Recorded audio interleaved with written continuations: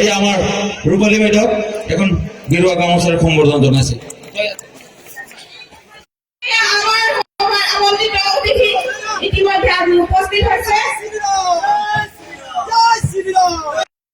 আজি ইমান দিন হিন্দু সন্মিলন বিলাকত আমি যিখিনি বক্তব্য ৰাখিছো আৰু আহি দেখা পাইছো যে ইয়াত যিহেতু মহিলাৰ সংখ্যা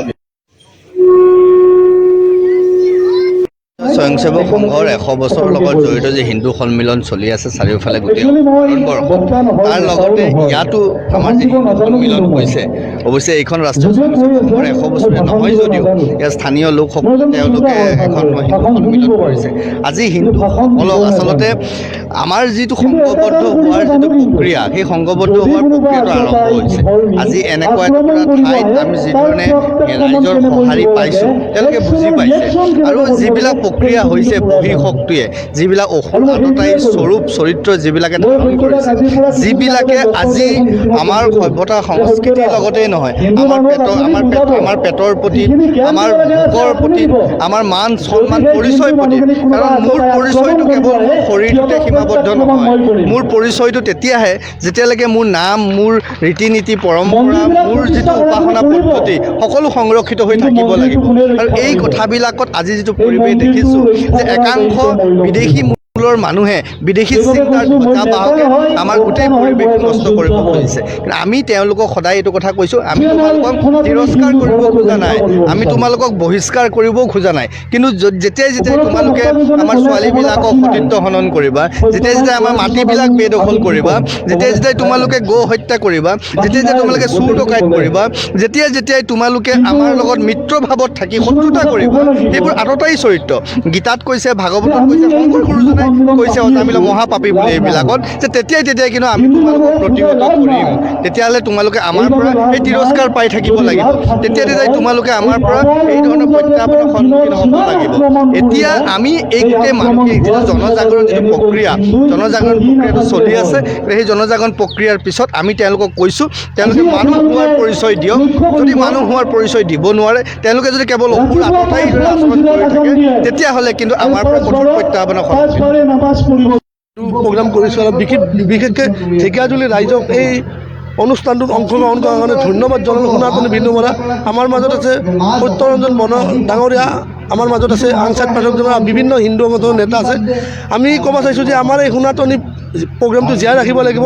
আজি বাংলাদেশী মূলৰ মিয়াই আমাৰ ছোৱালী বোৱাৰী নি আছে, বাংলাদেশী মিয়াই গৰু হত্যা কৰি আছে, আজি বাংলাদেশী মূলৰ মিয়াই চুৰ কৰি আছে। যোৱাকালি নামঘৰত এখন সনাশ্ৰেণী একডালে এখন ঘৰৰ মানুহ কাঢ়ি লৈ গৈছে। আমি যামতে আপোনালোকে মিডিয়াই গম মানে অলপ পিছত পাব।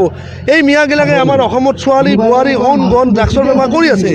আজি যদি আমি সনাতনী প্ৰগ্ৰামগিলা, সনাতনী অসমীয়া প্ৰগ্ৰামগিলা জীয়াই নাৰাখোঁ, আমাৰ অসমীয়া কালচাৰগিলাক জীয়াই নাৰাখোঁ, মিয়াই আমাৰ অসমখন চেক কৰি দিব। পিছত যেতিয়া আমাৰ শুকুৰবাৰে মুছলমান ল'ৰাগিলাকে যেতিয়া নামাজ পঢ়িব যায়, আজি আমাৰ ল'ৰা ছোৱালীয়ে খালি নামাজ পঢ়িব যাব লাগিব। আমাৰ সনাতনী সভ্যতা জীয়াই ৰাখিব লাগিব।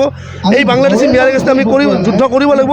আৰু য'ত মাননীয় মুখ্যমন্ত্ৰী কৈ দিছে যে বাংলাদেশী মিয়াক আপোনালোকে অত্যাচাৰ কৰিব যাব ৰাতি 9টাত নে 12টাত, সেইকাৰণে আমাৰ সনাতনী সভ্যতা জীয়াই ৰখাৰ কাৰণে বাংলাদেশী মিয়াক নিষেধ কৰিব লাগিব। আৰু যিমান বাংলাদেশী মিয়া আছে আমি যুদ্ধ, আমি সনাতনী বিৰুদ্ধ কৰা আমি এলান কৰি দিয়া হৈছে। আৰু বাংলাদেশী মিয়াকো কিয় নিছোঁ, আপোনালোকে ড্ৰাগছ ব্যৱহাৰ, চুৰত হওক, আমাৰ ছোৱালী বোৱাৰী লাভ জাতি নাম বদলাই দিয়া, কিন্তু আপোনালোকে এইবিলাক বিৰোধ হ'ল। পৰৱৰ্তী সময়ত আপোনালোকক আনৈত সম্জানি আপোনালোকক কাটি পিছ কৰাৰ আমি বাধ্য কৰি হ'ম। কিন্তু এই আমার রূপালী বাইদেউ এখন গেরুয়া গামোচার সম্বর্ধনা জনাইছে।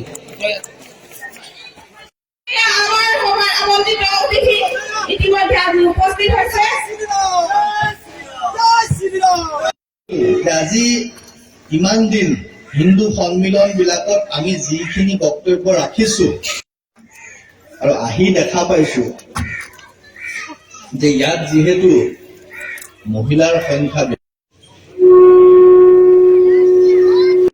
স্বয়ংসেৱক সংঘৰ 100 বছৰৰ লগত জড়িত যে হিন্দু সন্মিলন চলি আছে চাৰিওফালে গোটেই ভাৰতবৰ্ষ তাৰ লগতে ইয়াতো আমাৰ যি হিন্দু সন্মিলন হৈছে অৱশ্যে এইখন ৰাষ্ট্ৰীয় স্বয়ংসেৱক সংঘৰ 100 বছৰীয়া নহয় যদিও ইয়াৰ স্থানীয় লোকসকলে তেওঁলোকে এখন হিন্দু সন্মিলন কৰিছে আজি হিন্দুসকলক আচলতে আমাৰ যিটো সংঘবদ্ধ হোৱাৰ যিটো প্ৰক্ৰিয়া সেই সংঘবদ্ধ হোৱাৰ প্ৰক্ৰিয়াটো আৰম্ভ হৈছে আজি এনেকুৱা এটা ঠাইত আমি যিধৰণে ৰাইজৰ সঁহাৰি পাইছোঁ তেওঁলোকে বুজি পাইছে আৰু যিবিলাক প্ৰক্ৰিয়া হৈছে বহিঃশক্তিয়ে যিবিলাক অসুৰতাই স্বৰূপ চৰিত্ৰ যিবিলাকে ধাৰণ কৰিছে যিবিলাকে আজি আমাৰ সভ্যতা সংস্কৃতিৰ লগতেই নহয় আমাৰ পেটৰ প্ৰতি আমাৰ ভোকৰ প্ৰতি আমাৰ মান সন্মান পৰিচয়ৰ প্ৰতি কাৰণ মোৰ পৰিচয়টো কেৱল মোৰ শৰীৰটোতে সীমাবদ্ধ নহয় মোৰ পৰিচয়টো তেতিয়াহে যেতিয়ালৈকে মোৰ নাম মোৰ ৰীতি নীতি পৰম্পৰা মোৰ যিটো উপাসনা পদ্ধতি সকলো সংৰক্ষিত হৈ থাকিব লাগিব আৰু এই কথাবিলাকত আজি যিটো পৰিৱেশ দেখিছোঁ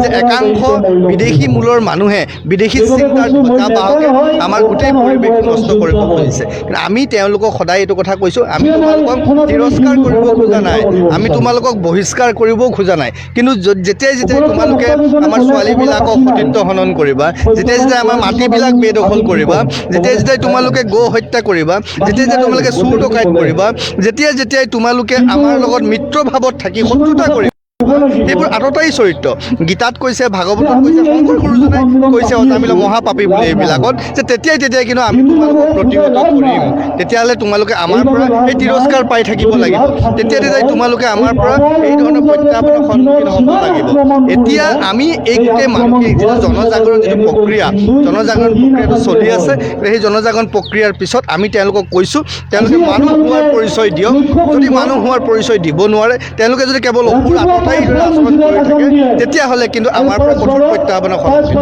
সন্মুখীন প্ৰগ্ৰাম কৰিছোঁ আৰু বিশেষকৈ ঢেকীয়াজুলি ৰাইজক এই অনুষ্ঠানটোত অংশগ্ৰহণ কৰাৰ কাৰণে ধন্যবাদ জনালোঁ সনাতনী বিন্দু মৰা আমাৰ মাজত আছে সত্যৰঞ্জন ডাঙৰীয়া আমাৰ মাজত আছে আংচাত পাঠকজন বিভিন্ন হিন্দু সংগঠনৰ নেতা আছে আমি ক'ব চাইছোঁ যে আমাৰ এই সনাতনী প্ৰগ্ৰামটো জীয়াই ৰাখিব লাগিব আজি বাংলাদেশী মূলৰ মিয়াই আমাৰ ছোৱালী বোৱাৰী নি আছে বাংলাদেশী মিয়াই গৰু হত্যা